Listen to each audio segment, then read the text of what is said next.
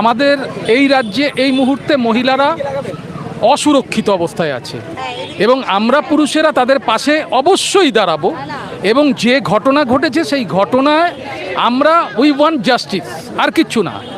আমরা একটা প্রকৃত বিচার চাই এবং এই রাজ্যে আমাদের যে স্বপ্নের রাজ্য পশ্চিমবঙ্গ, তাতে মহিলারা সুরক্ষিত থাকবেন, এইটা একজন পুরুষ মানুষ হিসেবে আমি ভীষণভাবে চাই।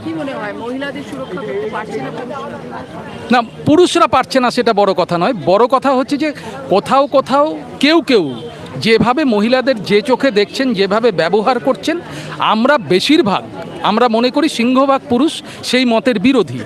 আমরা মহিলাদের সম্মান করতে চাই, তাদের প্রাপ্য সম্মানটা তাদেরকে ফিরিয়ে দিতে চাই, সেজন্যই আমি এখানে আছি। আমি দেবব্রত, থিয়েটার ওয়ার্কার। আপনারা